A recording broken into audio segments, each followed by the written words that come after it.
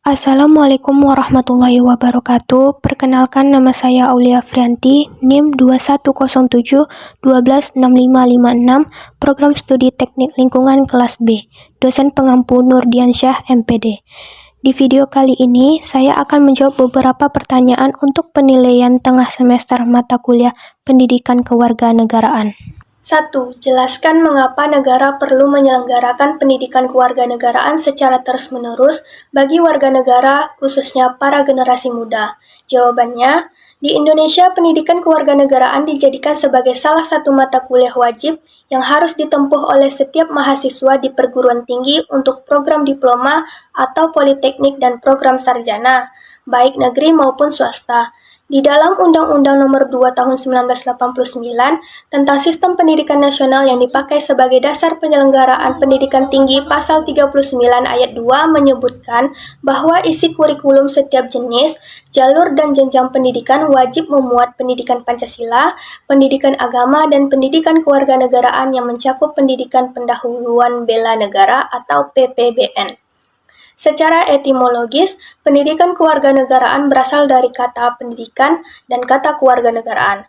Pendidikan berarti usaha sadar dan terencana untuk mewujudkan suasana belajar dan proses pembelajaran agar peserta didik atau mahasiswa secara aktif mengembangkan potensi dirinya.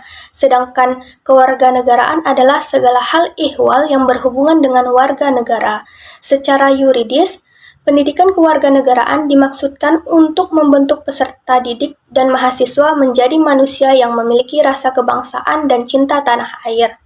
Secara terminologis, pendidikan kewarganegaraan adalah program pendidikan yang berintikan demokrasi politik, diperluas dengan sumber-sumber pengetahuan lainnya, pengaruh-pengaruh positif dari pendidikan sekolah, masyarakat, dan orang tua. Kesemuanya itu diproses guna melatih para warga dan generasi muda untuk berpikir kritis, analitis, bersikap dan bertindak demokratis dalam mempersiapkan hidup demokratis berdasarkan Pancasila dan Undang-Undang Dasar 1945. Negara perlu menyelenggarakan pendidikan kewarganegaraan karena setiap generasi adalah orang baru yang harus mendapat pengetahuan, sikap atau nilai dan keterampilan agar mampu mengembangkan warga negara yang memiliki watak atau karakter yang baik dan cerdas, atau disebut dengan smart and good citizen, untuk hidup dalam kehidupan bermasyarakat, berbangsa dan bernegara sesuai dengan demokrasi konstitusional, serta dapat mengetahui dan menyadari sepenuhnya akan hak-haknya sebagai warga negara, sekaligus tahu dan penuh tanggung jawab akan kewajiban dirinya terhadap keselamatan bangsa dan negaranya. 2. Pendidikan kewarganegaraan merupakan usaha untuk membekali peserta didik dengan pengetahuan dan kemampuan dasar berkenaan dengan hubungan antar warga negara dengan negara, serta pendidikan pendahuluan bela negara atau PPBN. Apakah yang dimaksud dengan PPBN dan bagaimana implementasinya dalam lingkungan pendidikan formal? Jawabannya, PPBN merupakan proses mempersenjatai rakyat secara psikis atau dengan ideologi Pancasila, kecintaan dengan tanah air, kerelaan berkorban untuk bangsa dan negara, serta kesadaran akan hak dan kewajiban sebagai warga negara yang bertanggung jawab. Pada hakikatnya, PPBN bertujuan menumbuhkan 1. Kecintaan pada tanah air, 2. Kesadaran berbangsa dan bernegara sebagai bangsa Indonesia, 3. Keyakinan akan kesaktian Pancasila sebagai ideologi negara, 4. Kerelaan berkorban untuk negara, 5. Memberikan kemampuan awal bela negara. Pendidikan pendahuluan bela negara diselenggarakan guna memasyarakatkan upaya bela negara serta menegakkan hak dan kewajiban warga negara dalam upaya bela negara. PPBN sebagaimana dimaksudkan di atas wajib diikuti oleh setiap warga negara dan dilaksanakan secara bertahap, yaitu pada tahap awal pendidikan tingkat dasar sampai dengan menengah dan pendidikan luar sekolah termasuk kepramukaan. Yang kedua, tahap lanjutan dalam bentuk pendidikan kewarganegaraan pada tingkat pendidikan tinggi. Secara khusus, sasaran yang dicapai adalah membentuk peserta didik agar sadar akan perannya sebagai tunas bangsa dan kader bangsa di masa mendatang, mengenal dan mencintai tanah air, rela membela kehormatan martabat bangsa dan negara, memiliki watak dan sikap kejuangan dan kesatria. 3. Bangsa Indonesia sebagai bangsa yang hidup bersama-sama dengan bangsa lain di dunia harus memiliki identitas nasional. Mengapa identitas nasional itu penting bagi bangsa Indonesia? Sebutkan salah satu identitas nasional bangsa Indonesia dan jelaskan alasan bangsa Indonesia sepakat untuk menggunakannya sebagai identitas nasional. Jawabannya, identitas nasional dibentuk oleh dua kata dasar yaitu identitas dan nasional. Identitas berasal dari bahasa Inggris yaitu identity yang secara harfiah berarti jati diri, ciri-ciri, atau tanda-tanda yang melekat pada seseorang atau sesuatu sehingga mampu membedakannya dengan yang lain. Istilah nasional menunjuk pada kelompok-kelompok persekutuan hidup manusia yang lebih besar dari sekedar pengelompokan berdasar ras, agama, budaya, bahasa, dan sebagainya. Dalam konteks pendidikan kewarganegaraan, identitas nasional lebih dekat dengan arti jati diri, yakni ciri-ciri atau karakteristik perasaan atau keyakinan tentang kebangsaan yang membedakan bangsa Indonesia dengan bangsa lain. Identitas nasional sangatlah penting bagi bangsa Indonesia karena 1. Bangsa Indonesia dapat dibedakan dan sekaligus dikenal oleh bangsa lain. 2. Identitas nasional bagi sebuah negara dan bangsa sangat penting bagi kelangsungan hidup negara dan bangsa tersebut karena dapat mempersatukan negara dan bangsa. 3. Identitas nasional penting bagi kewibawaan negara dan bangsa Indonesia sebagai ciri khas bangsa. Bentuk-bentuk identitas nasional Indonesia pernah dikemukakan pula oleh Winarno pada tahun 2013 sebagai berikut. 1. Bahasa nasional atau bahasa persatuan adalah bahasa Indonesia. 2. Bendera negara adalah sang merah putih. 3. Lagu kebangsaan adalah Indonesia Raya. 4. Lambang negara adalah Garuda Pancasila. 5. Semboyan negara adalah Bhinneka Tunggal Ika.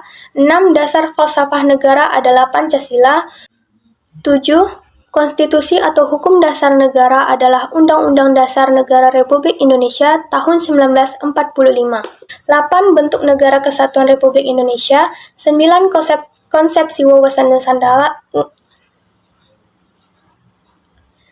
9. Konsepsi wawasan Nusantara, dan 10. Kebudayaan daerah yang telah diterima sebagai kebudayaan nasional. Salah satu identitas nasional Indonesia yaitu semboyan negara Indonesia adalah Bhinneka Tunggal Ika yang artinya berbeda-beda tetapi tetap satu jua. Alasan Bhinneka Tunggal Ika dijadikan sebagai salah satu identitas nasional Indonesia karena bangsa Indonesia terdiri atas beraneka ragam suku bangsa, agama, kebudayaan, adat istiadat, dan kepulauan. Tetapi secara keseluruhan merupakan satu kesatuan yaitu bangsa dan negara bangsa Indonesia.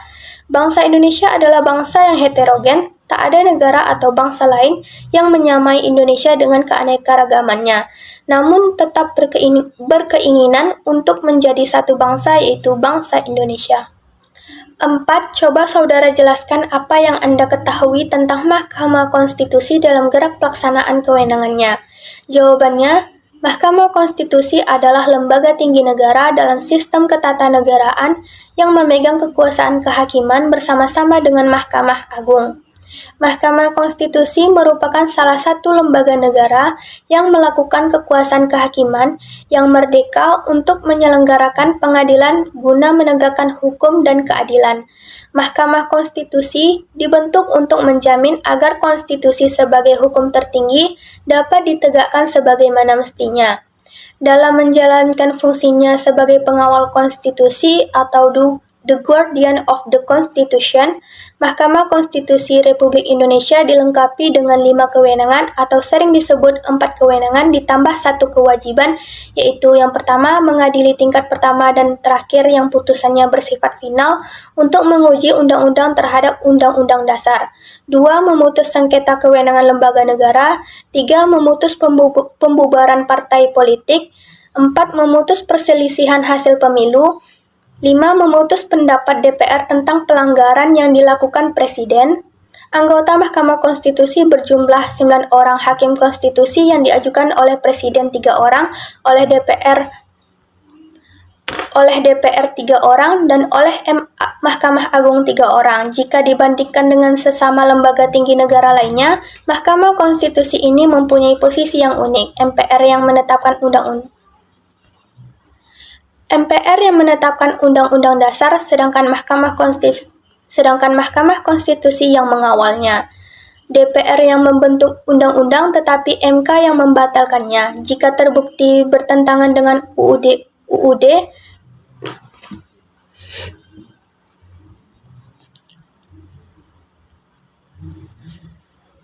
Anggota MK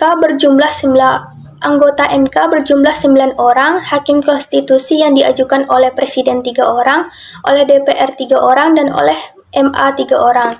Jika dibandingkan dengan sesama lembaga tinggi negara lainnya, Mahkamah Konstitusi ini mempunyai posisi yang unik. MPR yang menetapkan UUD, sedangkan Mahkamah Konstitusi yang mengawalnya.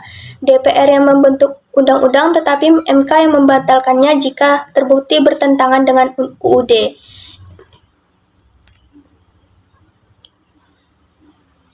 MA mengadili semua perkara pelanggaran hukum di bawah UUD, sedangkan MK mengadili perkara pelanggaran UUD. Jika DPR ingin mengajukan tuntutan pemberhentian Presiden dan Wakil Presiden dalam masa jabatannya, maka sebelum diajukan ke MPR untuk diambil putusan, tuntutan tersebut harus diajukan dulu ke MK untuk pembuktiannya secara hukum.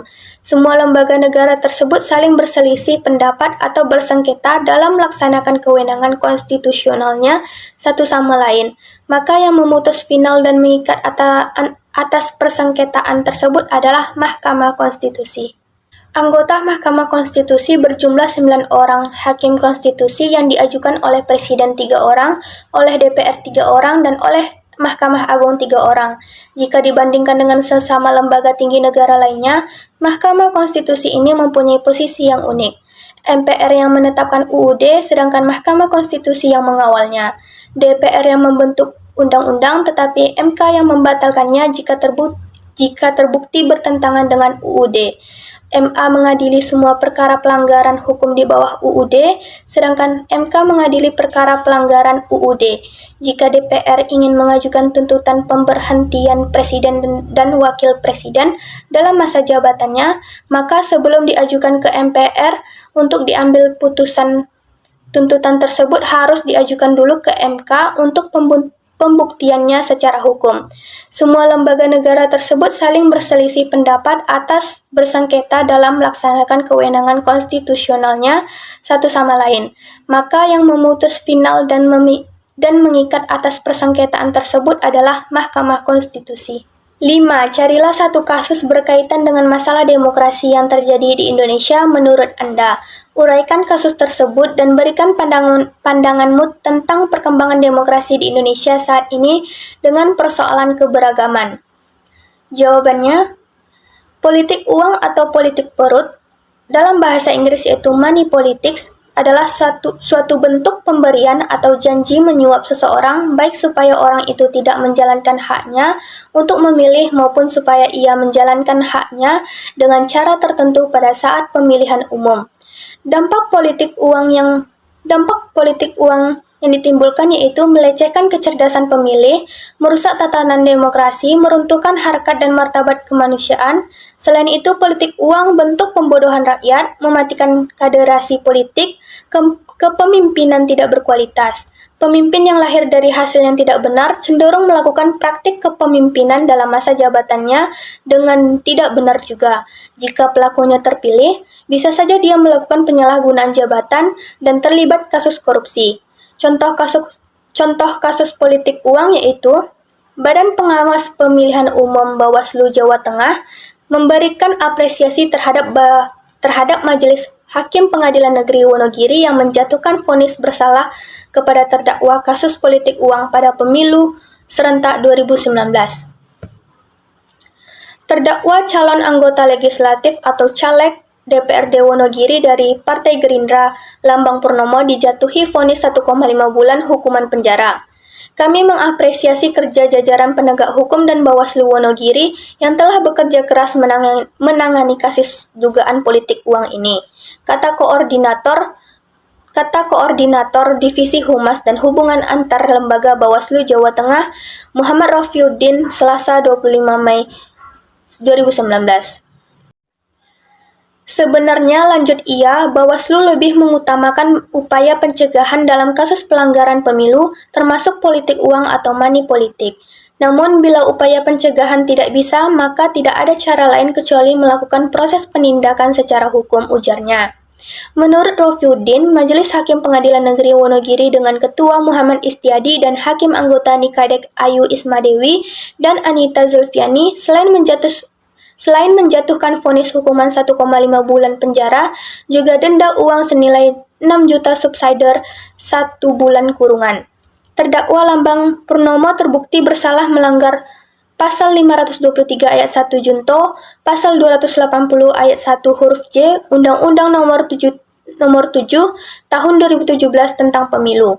Vonis Majelis Hakim yang dibacakan dalam persidangan di Pengadilan Negeri Wonogiri Selasa 25 Mei lebih ringan dari tuntutan jaksa penuntut umum yang menuntut terdakwa 3 bulan penjara. Terdakwa menerima putusan hukuman 1,5 bulan penjara tersebut, kata Rofiuddin. Kasus politik uang yang menjerat terdakwa Lambang Purnomo saat melakukan kampanye pemilu 2019 membagikan amplop berisi uang 50.000 kepada sekitar 30 orang peserta kegiatan. Uang itu dibagikannya di rumah salah satu warga di Kelurahan Wonoboyo, Kecamatan Wonogiri pada 7 April 2019. Demokrasi di Indonesia saat ini dilihat dari persoalan di atas tentang money politik. Masih banyak calon-calon legislatif yang melakukan politik uang ini secara sembunyi maupun terang-terangan, demi untuk menang dalam pemilihan dan meraih perhatian dari masyarakat. Salah satu tindakan yang dapat mencegah politik uang ini dengan adanya gerakan dari masyarakat yang melakukan gerakan anti politik uang sehingga tidak memilih kandidat yang melakukan politik uang dalam praktik kampanye pemilu maupun pilkada. Dan yang paling penting, negara Indonesia lebih meningkatkan kembali tindakan hukum untuk kasus politik uang ini agar menimbulkan efek jera terhadap caleg yang melakukan politik uang ini. 6. Undang-Undang Dasar Negara Republik Indonesia tahun 1945 merupakan konstitusi negara Republik Indonesia. Mengapa diperlukan konstitusi bagi sebuah negara? Mengapa Indonesia melakukan amandemen terhadap UUD 1945? Jelaskan. Jawabannya, konstitusi memiliki kemuliaan dan arti penting bagi kehidupan suatu negara. Kemuliaan suatu konstitusilah yang menjadikannya sebagai fundamental law atau hukum dasar dan the higher law atau hukum tertinggi. Hal itu dikarenakan konstitusi dapat disamakan dengan suatu piagam kelahiran suatu negara baru.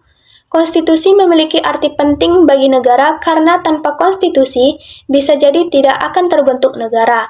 Konstitusi menjadi barometer kehidupan negara yang syarat dengan bukti sejarah perjuangan para pahlawan. Dalam sebuah konstitusi, tercakup pandangan hidup dan inspirasi bangsa yang memilikinya.